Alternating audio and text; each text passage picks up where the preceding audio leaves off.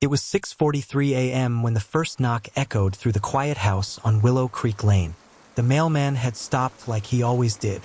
Only this time, no one came to the door. No barking dog. No creak of the floorboard inside. Just silence. In this small town where everyone knew each other's routine down to the coffee order, silence wasn't just unusual. It was terrifying. Inside the home, the Thompson family, Adam, the father, 42, a history teacher known for his stories about the Cold War. Melanie, 38, a nurse who just picked up the night shift again to support their savings. And their two kids, Ethan, 12, and Ivy, 9, should have been getting ready for school and work. Instead, the morning sun stretched across unopened curtains. The breakfast table was still clean. No dishes, no sound. Just the low hum of the refrigerator and something else, the sense that something very, very wrong had happened here. At 7:12 a.m., the neighbor across the street, Mrs. Dunning, called the police. She said, "I haven't seen them all morning. Not even Ivy playing with that blue soccer ball she kicks around every day." The responding officer, Deputy Claire Ramos, pulled into the driveway 18 minutes later.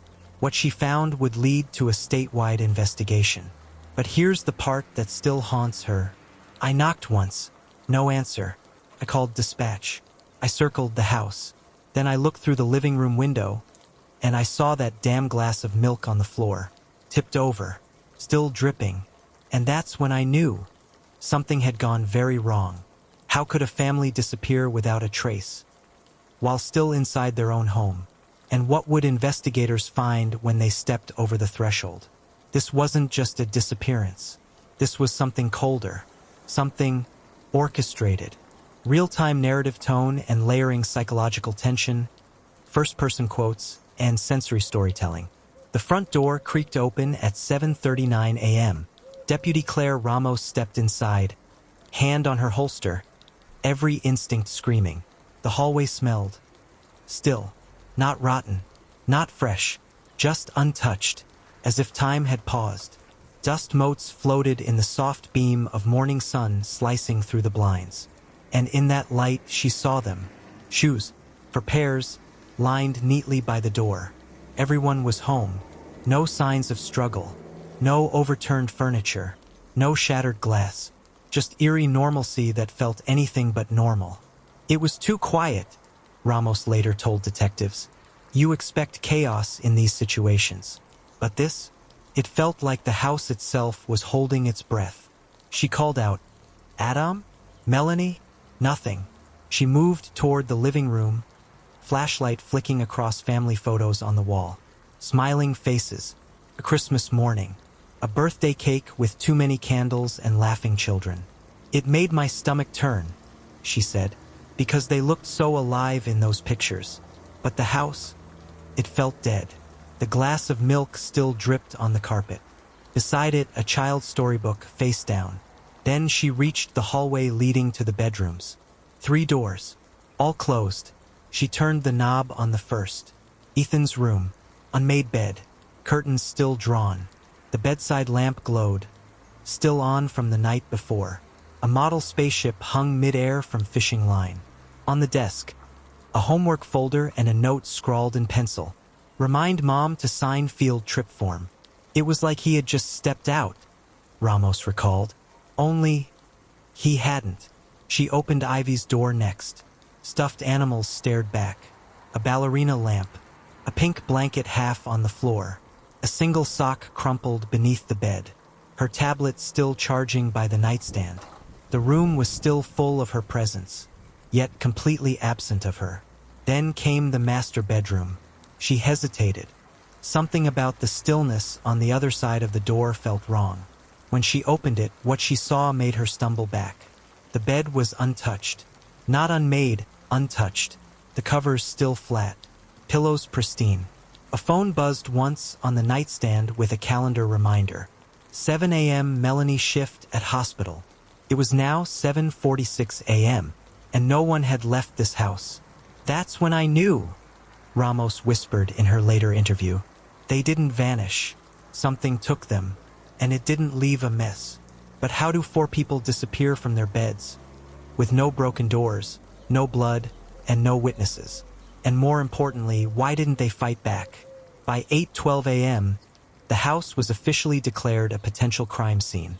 Yellow tape was stretched across the porch. Forensics rolled in with cameras and kits, stepping softly, careful not to disturb what might be the only clues left behind. But the more they looked, the less they found. No forced entry, no signs of a struggle, nothing stolen. Lead investigator Marcus Lane said at a press conference later that week. It was as if the family had simply dissolved. He wasn't exaggerating.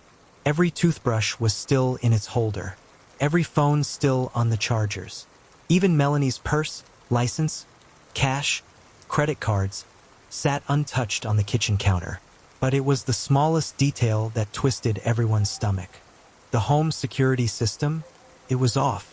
Not disarmed, not malfunctioning, manually turned off. The last input recorded was at 10:42 p.m. the night before, and the code entered was Adam's. That was the first real shiver, Lane recalled, because if Adam turned off the alarm that night, it meant two possibilities. Either he let someone in, or the threat was already inside.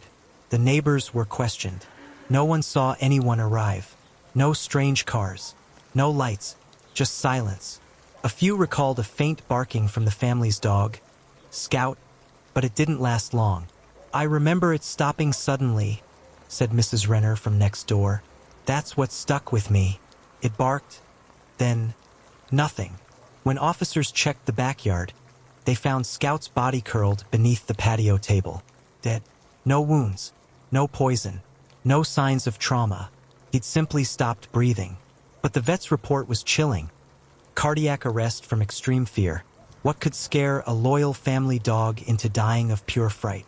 And more urgently, was it still out there? By midday, detectives were combing every inch of the Bennett house. Each room felt eerily frozen in time. Beds untouched, clothes neatly folded, breakfast dishes in the sink waiting to be washed. The ordinary was haunting, but it was the nursery that made Detective Lane pause. The crib was empty, the mobile above it still spinning ever so slightly, even though the window was closed. And on the floor, beneath a tiny pair of baby socks, was a broken baby monitor. The receiver was shattered, wires frayed like it had been ripped from the wall in a hurry. But the real horror wasn't the broken plastic. It was what they found on the memory card still lodged inside. A single audio file, time-stamped at 2:47 a.m., a soft static at first, then a baby's coo, gentle until it changed, a low creak floorboards, then a whisper, unintelligible, breathy, but male. The cooing stopped, a long pause, then the unmistakable sound of footsteps getting closer, and finally, a noise no one could unhear, the sound of the cribs with slats creaking under pressure, followed by a baby's sudden cry of fear, and then silence. "I had to step out," Lane later admitted. "It felt wrong, like we were listening to something we weren't meant to hear. Not just a crime, a presence." Meanwhile, tech analysts tried enhancing the whisper in the background. They didn't get much, just one chilling, half-formed phrase. "You shouldn't have seen." Seen what? And more importantly, who was saying it? The family was nowhere. No fingerprints, no struggle, no ransom, no blood, only that whisper and an empty crib. "You said." The officers searched the house again, this time more slowly. Every creaking floorboard felt like a warning. Every closed door held the weight of the unknown. Detective Lane kept returning to the hallway, drawn to something he couldn't name. And that's when he saw it. A smudge, barely noticeable, on the inside of the attic pull-down door. He reached up and pulled it open. The ladder unfolded with a groan that echoed through the silence. The attic was pitch black, but as his flashlight swept across the dusty space, something caught in the beam. Footprints. Bare. Fresh. They led to the far corner and stopped. No signs of entry from the outside. No broken windows. No forced locks. "This wasn't someone who broke in," Lane muttered. "He was already inside." It hit them like a sickness. He'd waited, hidden in the walls, the attic, maybe even the crawl space. For how long? Days? Weeks? The house had become a nest for someone else's plan. And the most disturbing part? In the parents' closet, behind a row of winter coats, they found an old Nokia-style burner phone. It was turned off, but inside, the SIM card held texts. Hundreds of them. Messages that felt like journal entries. They sleep heavy. He snores louder than the baby. She always checks the locks. Doesn't know I've watched her do it. I'll know when it's time. The last message? Tonight. The horror was no longer about what had happened. It was about how long it had been happening, and how deeply the intruder had embedded himself in their lives. And as the sun set again on the quiet Bennett house, one question gripped everyone who stood in its shadow. Was he still watching, even now? The discovery of the burner phone rattled even the most seasoned detectives. But it was the next lead that made stomachs turn. From the attic, investigators retrieved an old camcorder. It was dusty with a cracked viewfinder. The memory card inside was nearly full. Detective Lane sat with forensics and braced himself as they pressed play. The first few clips were shaky. Darkness, rustling. Then, the lens steadied. A child's bedroom, lit by a nightlight shaped like a cloud. From behind what looked like an air vent, the camera stared. Watching, waiting. Then came another clip. Same room, different night. Same stillness until the sound of breathing just off camera. He's been filming them night after night, the tech whispered. Each file was worse than the last. Parents brushing their teeth. The baby crying in the crib. Hallway lights switching off. All filmed in secret. At 3:12 a.m. on one recording, the camera zoomed in on the parents' bedroom door, slowly creaking open. And a whisper, almost too low to catch. "They never hear me." Detective Lane pushed back from the table. He'd seen horror. He'd seen cruelty. But this was something else. He lived with them unseen, as if they were his. Like dolls in a dollhouse, he later said. But how had he gotten in? How did he go unnoticed? And where was he now? Because even though the house was sealed off, and the search had turned up nothing, deep down, nobody believed he had left. Outside, the town was no longer quiet. Parents were sleeping with the lights on. Doors were being reinforced. The media swarmed. And the words scrawled on a basement wall, barely visible under the foundation beams, would haunt the case forever. They were mine the moment they moved in. The town believed it had seen the worst until the blueprints came out. Detective Lane and his team called in city records to examine the home's original floor plan, hoping to identify how the intruder could have moved so freely without ever being seen. That's when they noticed something chilling. A narrow crawl space, not listed on the renovation documents, ran the entire length of the attic, down into the basement and behind the walls. A hidden artery, winding through the house like a parasite. No one would have known it was there unless they were looking for it, Lane muttered, tracing the path with a gloved finger. And whoever used it knew this house better than the family who lived in it. They opened the wall behind the nursery first. The air behind it was ice-cold, stale, still. What they found inside wasn't just evidence, it was a timeline of obsession. Dozens of notebooks, drawings of the family, notes about their daily routines. One page simply read, "She hums when she folds the laundry. I like when she does that." Each journal chronicled months, possibly years, of surveillance.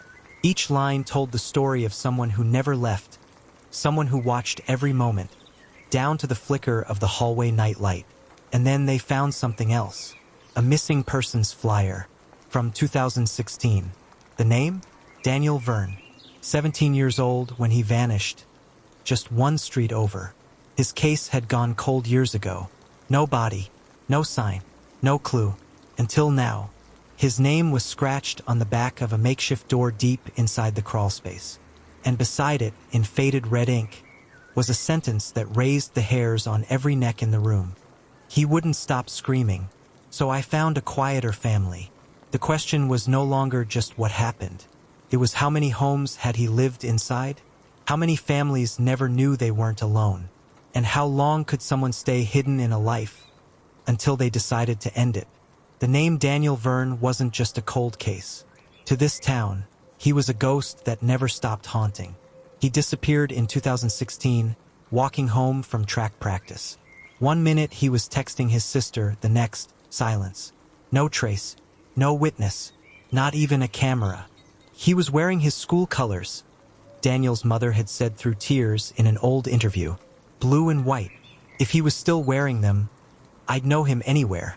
When detectives pulled the old file, it became clear no one had ever considered the house on Red Maple Drive a connection. Why would they? The Cooper family hadn't even moved in yet when Daniel disappeared. But now they had reason to go back. And what they found rewrote everything. Behind the crawlspace wall, hidden under a loose floorboard, they discovered a child-sized hoodie, rotted with time, blue and white, and beneath it a rusted flip phone. They rushed to forensics, praying it would power on. After hours of charging, a flicker of life. The screen buzzed, a weak blue glow. Inside were dozens of unsent text messages, all addressed to Mom, all dated after Daniel's official date of disappearance. Still here. I'm not alone. I think he watches me sleep. He says I don't belong out there anymore. He said the new family is coming soon. Each message stopped mid-sentence. The last one was never opened. It read, "If you find this, tell them I tried." Detective Lane had seen horrors in his career. But this, it wasn't just a kidnapping. It was a transformation, he said. Was Daniel forced to become something else? Or worse, was he still alive in that crawlspace all these years later, but not as himself? As they combed the tunnel, their lights hit a new carving in the wall. It was fresh. He's not Daniel anymore. And in the silence of that crawlspace, one thought echoed louder than anything. What if he never left the house? The crawlspace beneath the Cooper home wasn't just a hiding place. It was a time capsule of something darker. The forensics team worked through the night. Dust coated every surface, and the air hung thick with mold and dread. But then, something else. Tucked behind a cracked brick wall, buried under dirt and tattered insulation. They uncovered a child-sized journal, wrapped in plastic, pages yellowed with age. On the inside cover, "Property of Daniel V." "I thought maybe he'd written about being trapped," Detective Lane said. But this was something else entirely. The entries weren't frantic, like you'd expect from a missing teen. They were controlled, cold, written in the kind of tone that wasn't Daniel. March 3rd, the boy next door cried again. He's louder than the last one. The man said I should teach him quiet. April 9th, the family upstairs leaves food. They don't know. I don't want them to know. If they see me, it ends. June 1st, he's coming again. I'm not scared anymore. I watch while they sleep. Detectives froze. This wasn't the voice of a victim. It was the voice of someone conditioned, changed. The lines between hostage and something more sinister had blurred. Was Daniel alive in body, but gone in soul? The real horror struck when the forensic psychologist whispered, almost to herself, "This isn't just survival. This is indoctrination." But then came a final note in the back of the journal. Just one sentence, scrawled in a different pen, shakier handwriting. "Please tell my mom I'm sorry. I don't remember how to be him." Silence filled the room. Even the buzzing of fluorescent lights seemed to pause. Meanwhile, outside, a neighbor watched the police cars in silence. She later told reporters something chilling. "That boy? I saw him once in the basement window years ago, but I didn't say anything. Thought it was just my imagination." The timeline didn't add up. If Daniel disappeared in 2016, and the Coopers moved in 3 years later, who lived there before? And more importantly, where were they now? The Red Maple house wasn't just a crime scene. It was a relay point. The team dug deeper into the records. Before the Coopers moved in, the house had been rented to a quiet man named Gerald Pierce, an unassuming librarian in his late 50s. No spouse, no children, no pets, no visitors. "He left no trace," Detective Lane muttered. "Not a single complaint, not even a library fine." But when they pulled the building permits, a chilling detail emerged. Gerald had done unauthorized renovations to the basement. No contractor listed, no inspections filed, just a permit request that was denied. Yet walls had been moved, a door sealed off, and behind it, that crawl space. Pierce vanished from the property in 2019, 6 months before the Coopers moved in. Detectives traced his name to a P.O. box in a rural Idaho town. Nothing else. No forwarding address. Just 3 years of rent payments made in cash, withdrawn from different ATMs in 4 different states. One officer asked the question no one wanted to hear. What if Daniel wasn't the first? Back at the station, forensic analysts compared the journal found under the crawl space with other case files. That's when the chilling realization hit. The handwriting matched another unsolved case from 2011. A 12-year-old boy named Eli Mercer had vanished from his neighborhood. Only one note had ever been found, buried under his mattress. The writing was identical. He's teaching me how to stay hidden. He says I'm not ready yet. What started as a missing person investigation was now a possible serial grooming operation that spanned over a decade and multiple identities. The basement, once thought to be Daniel's tomb, had become a gateway into something far darker. A network, pattern, predator. And Gerald Pierce? He wasn't who he said he was. Detective Lane sat in silence as the digital forensics report loaded. The team had unearthed a hidden drive from the sealed crawl space, camouflaged inside a vent, wrapped in plastic, marked only with a hand-drawn sun. Inside were files, dozens, photos, audio recordings, and a folder titled simply, Lessons. But the most chilling was a document named, Rules for the Chosen. Each line read like a twisted doctrine, a guide, a grooming manual. Rule 1. They must believe you saved them. Rule 5. Never take 2 from the same town. Rule 9. If you're compromised, burn everything. Detectives traced metadata from the document's IP logs, timestamps, embedded code. It led to a private online forum hosted on the dark web. It was called The Quiet Room. The forum was still active. Hundreds of users, encrypted aliases. One user, Sunfather21, had posted as recently as 3 days before the Cooper murders. The language matched Gerald Pierce's files exactly. And then they found it. A message thread dated 2 weeks before the murders. It read, Phase complete. Preparing the house. Another replied, No mistakes this time. The last one got too loud. Detective Lane's throat went dry. This wasn't just one man, she whispered. This was a system operating under the radar for years. Trading tips, grooming victims, moving from town to town, disguised as neighbors, uncles, even fathers. And Red Maple Lane? It wasn't the first house. It was just the next one. The weight of it settled across the precinct like a fog. Every officer in the room felt it, the realization that Daniel Cooper's death was never an accident. It was a ritual. He was chosen, Lane said, not by chance, but by design. They had only one goal now, find Gerald Pierce or whatever name he was using now, before he chose again. But the darkness was deeper than they feared, because somewhere out there others were watching, and they knew the police were getting close. Rain hammered the windows of the precinct like war drums. Detective Lane's mind was racing, piecing together threads that didn't want to connect. The Quiet Room forum was deeper than she imagined. Its members scattered across continents, their identities cloaked by layers of encryption. Then came the envelope.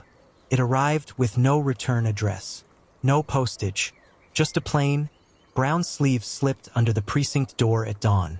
Inside was a single Polaroid, a photo of Lane's daughter, Ellie, the school, taken the day before.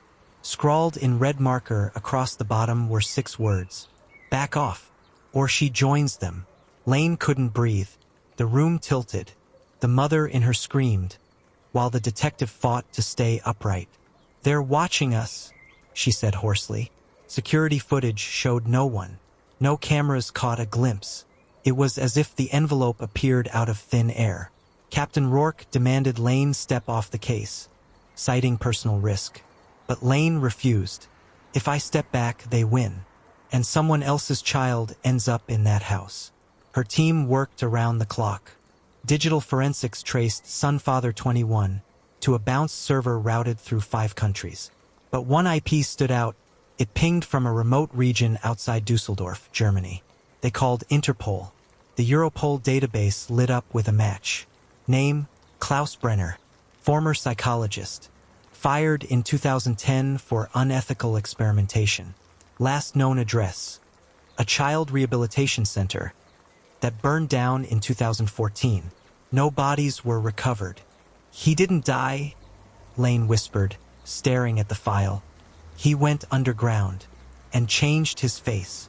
Evidence mounted cross-border travel logs, shell companies, encrypted Bitcoin trails, all leading back to a ghost with many names. But then, another message came. This time, it wasn't a photo. It was a USB. They hesitated. Inside was a video, low resolution, grimy. A girl, no older than 8, sat in a dark room. Her voice was barely above a whisper. They said if I scream, I disappear forever. Her eyes darted to someone behind the camera. Then the screen went black. They traced the metadata. It had been uploaded from somewhere inside the US. Not Germany. Not Canada. Here. He's back, Lane said. He never left. This wasn't just an investigation anymore. It was a countdown, because Lane knew they weren't just finding victims. They were building a family, and the next child might already be chosen. Detective Lane sat motionless in front of her screen, staring at the grainy still of the girl on the USB. Her wide, terrified eyes, the trembling in her voice, the way she kept glancing, right, then left, like someone had drilled it into her, like someone was standing just outside the frame, watching her watch us. Who are you? Lane whispered, tracing the child's face with her finger. And how many more are there? She stayed long past shift change, obsessively combing through cold case files, national alerts, and unsolved disappearances of children under 10. Then she saw it. An obituary. A child, Megan Tiller, age 7. Pronounced dead in 2017 after a boating accident in Vermont. Except, Megan had been adopted that same year, and her death certificate filed 2 months before the supposed accident. Lane dug deeper. In 4 states, she found similar cases. Children listed as deceased, but with adoption records that didn't match. No funeral homes, no burial sites, just closed files and vanishing paper trails. They're not just taking them, Lane said aloud, horror blooming in her chest. They're replacing them with new names, new identities, hidden in plain sight. One girl from Missouri, now living in a quiet cul-de-sac in Oregon. A boy from Georgia, attending private school in Maine, all tied to different foster care systems, and a single shadowy adoption network, the Sunbridge Foundation. On paper, it was a nonprofit that rescued abandoned children globally. But none of the founders had public profiles. No photos, no interviews, no IRS records. It didn't exist, yet it owned a dozen properties across the US. Lane's pulse pounded as she pulled up a map. She dropped pins for every known Sunbridge-owned site, and froze.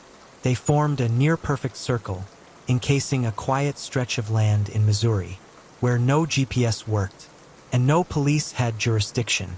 That's the hub, Lane muttered, hands shaking. That's where they're hiding them. Suddenly, her screen went black. Every light in her office blinked out.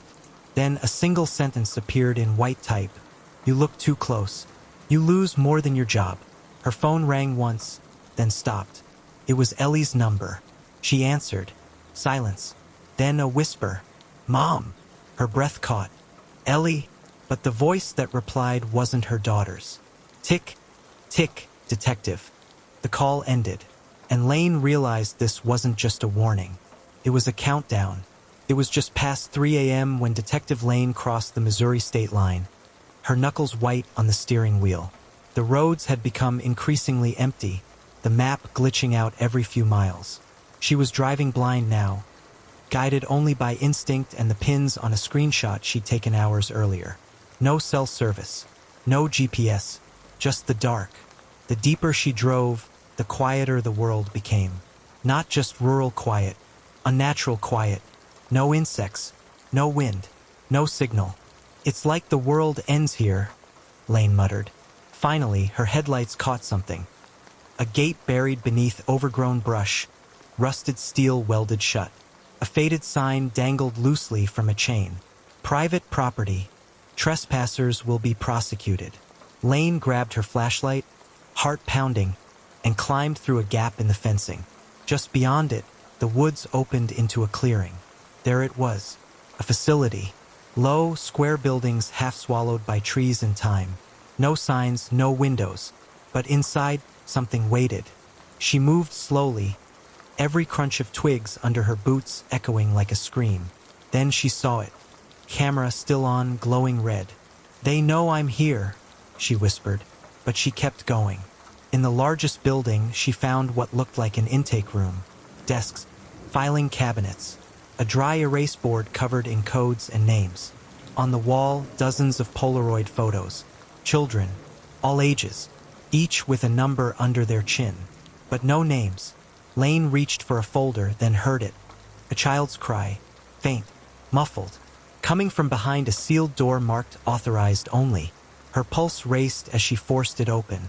The hallway behind it was cold, too cold, and lined with locked doors, each marked with a single digit. She passed 3, then 4. At room 7, the sound stopped. Lane held her breath, slowly pushed the door open. A boy, no older than 10, sat on the floor, eyes wide, knees pulled to his chest. When he saw her, he didn't move. "I'm here to help," she said gently. "What's your name?" He blinked, then whispered, "I used to be called Matthew, but here, they call me 207. Lane's breath caught. "What is this place, Matthew?" He looked up at her, trembling. "This is where they forget us, until we forget ourselves." Before Lane could speak, alarms blared. Red lights flashed down the corridor. "They're coming," Matthew said, and suddenly he grabbed her hand. "You don't leave unless you take me with you." The alarm was deafening, sharp, mechanical, and unrelenting, echoing down the concrete halls like a war cry. Detective Lane tightened her grip on Matthew's trembling hand and whispered, "Stay close, no matter what." Every step I took echoed like a countdown. The lights flashed blood red, strobing across blank walls, casting shadows that moved too fast, like we were being hunted. They turned a corner. Doors began to open, but no one came out. Just empty rooms, cots, steel bowls, and a smell chemical, sterile, wrong. Lane slammed her shoulder against a fire exit. "Locked. Come on," she hissed, yanking at the emergency bar until it cracked open and the cold night air bit at their faces. Outside, the forest loomed, tangled and black. But freedom was somewhere out there, so they ran. "Where are we going?" Matthew asked between panicked breaths. "Anywhere but here." Behind them, distant shouts. Flashlights danced in the trees. Dogs barking. The chase had begun. Lane scanned ahead, searching for the rental car or anything familiar. But the compound had been deeper in than she realized. They were lost. Then Matthew tugged her sleeve. "There's a creek. We used to hear it from the vents." They veered left, pushing through thorned underbrush until the sound of running water met their ears. Lane splashed into the stream without hesitation, pulling Matthew in. Their footsteps disappeared in the current. We moved silently, water numbing our legs, the forest swallowing us whole. It was survival now, not justice, not procedure, just get out alive. After nearly a mile, the stream widened. A rusted footbridge stretched over it, and beyond, an abandoned ranger station. They crawled beneath the bridge and waited, soaked and shivering. A searchlight swept nearby. Lane whispered, "Why were you there, Matthew?" His voice cracked. "They said we were forgotten. They said no one would come." And that's when she realized something that made her stomach turn. This wasn't a one-off case. This facility wasn't rogue. It was part of something larger.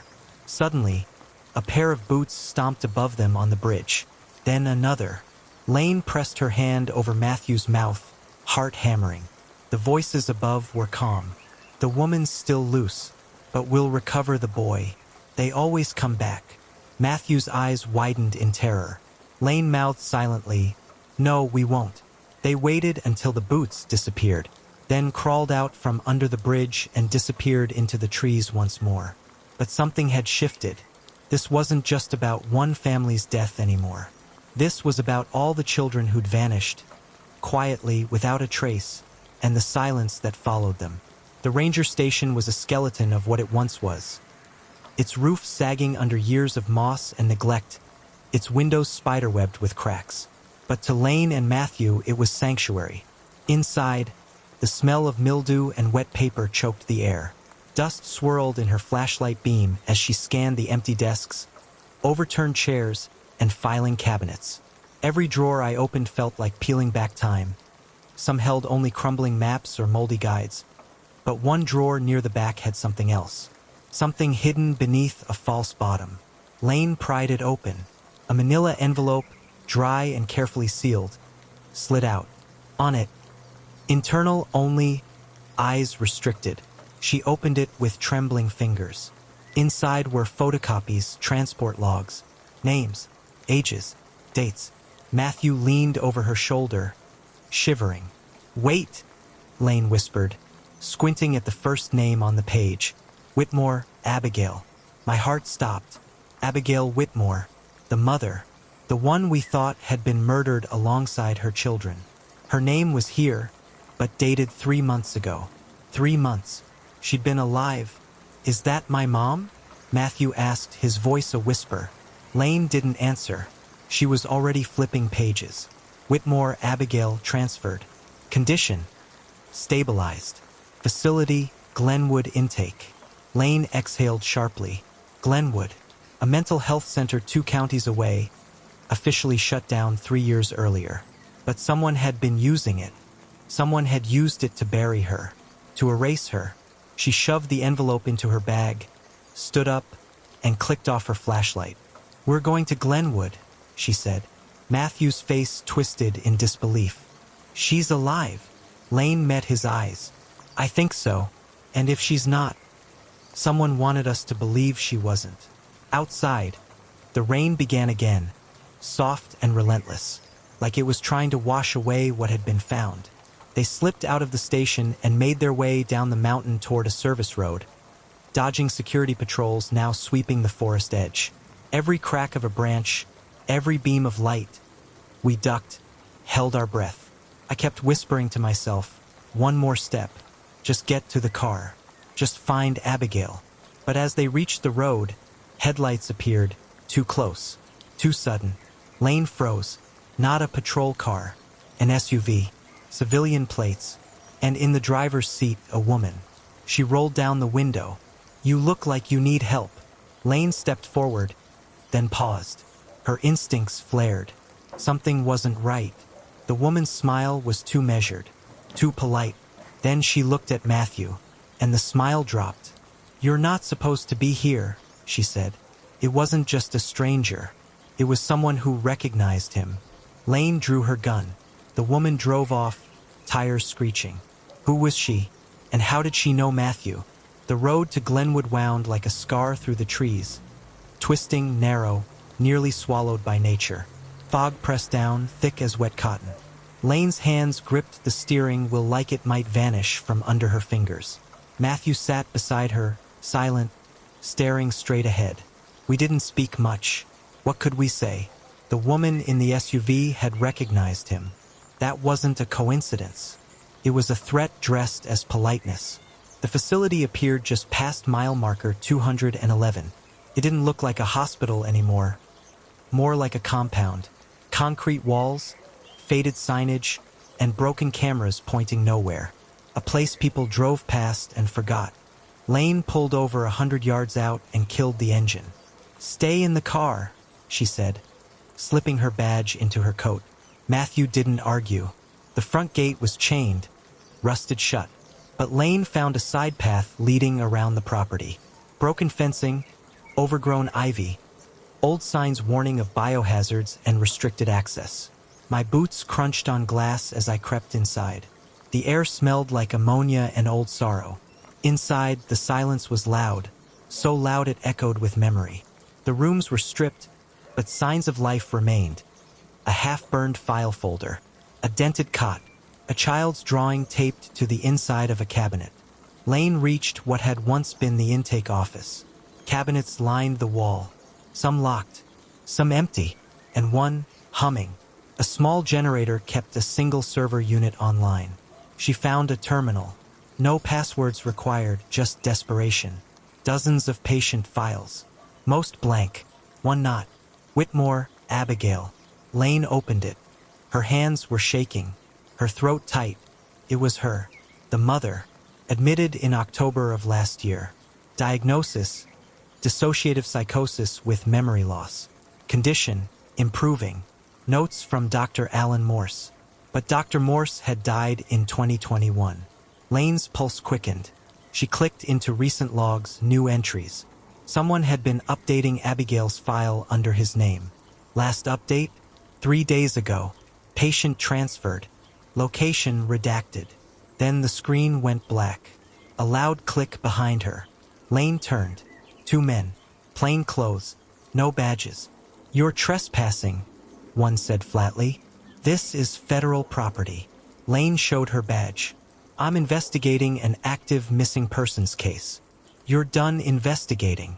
The taller man stepped closer. "If you want to walk out, leave now." I could feel it, that cold pressure in my chest. They weren't bluffing. This wasn't just about Abigail anymore. It was bigger. Lane backed out. Her every instinct screamed to run, but not out of fear. Out of urgency. She found Matthew where she left him. "We need to go. Now." He looked at her. "You saw something, didn't you?" Lane nodded. "Your mother was alive. Recently. But they've moved her again." Matthew's voice cracked. "Why are they hiding her?" Lane didn't have an answer. Only a name she saw scribbled in a hidden note at the bottom of Abigail's file. Project Silence. Rain began to fall again. Thin needles of water slid down the windshield as Lane and Matthew sat in the car, breath fogging the glass. The silence between them wasn't empty. It was heavy, like a held breath that never released. I couldn't shake the name I'd seen on that file. Project Silence. It wasn't a mistake. It was a label, a warning. And the fact that Abigail's file was still being updated by a dead man, that was something more than wrong. That was calculated. Back at Lane's apartment, she dug into archives the agency had long stopped checking. She traced every case Dr. Alan Morse had touched in his final year alive. 7 female patients. All mothers. All with sudden-onset dissociative symptoms. All had accidental family deaths linked to them. Only one, Abigail Whitmore, had a surviving child. Why Matthew? Why did he live when the rest didn't? Was it luck or design? She ran the name Project Silence through old DoD backdoors and ghosted systems. One hit, a 1998 initiative targeting women with untreated trauma disorders for experimental neurobehavioral programming. Code word: silencer. Not medication. Not treatment. Control. A program shut down in 2003 after a whistleblower died in a suspicious fire. But somehow, it had continued. Privately. Off the books. Matthew read the documents in silence. "I remember flashes," he said. "Needles. A woman crying. A white hallway." Lane stared. "That wasn't just trauma. That was implantation. You were part of the project too." He blinked. "I was just a kid." Exactly. It made sense in the most terrifying way. Project Silence didn't end. It evolved. And Matthew was the next phase. Lane made her choice that night. She uploaded the files to 3 secure sources. Sent everything to an anonymous journalist known for blowing government secrets wide open. But before she could leave the apartment, there was a knock. Not firm. Not frantic. Soft. Calculated. She opened the door slowly, gun drawn. 2 men. Same from the facility. One held a phone. Detective Lane listened carefully, he said. On the phone screen was a live feed. Abigail. Sedated. Hooked to IVs. Somewhere cold. Metal walls behind her. If you release those files, she dies. If you stop now, we'll let her live. Let him see her. One last time. Lane's eyes locked with Matthew's. He stepped forward, voice shaking. I want to see her. They met in a hospital room with no windows. For 7 minutes. No words. Just trembling hands, soft sobs, and the pain of 18 years stolen. Then she was gone again. No location. No contact. Just silence. Lane kept the files. Never released them. Not yet. But every year on the anniversary, she gets a voicemail. One word. Remember. And she does. What would you do if your entire life was built on someone else's experiment? Would you seek justice? Or choose silence? If you want more chilling, emotional true crime stories just like this, subscribe to this channel, The Veil of Secret. You won't believe what's coming next.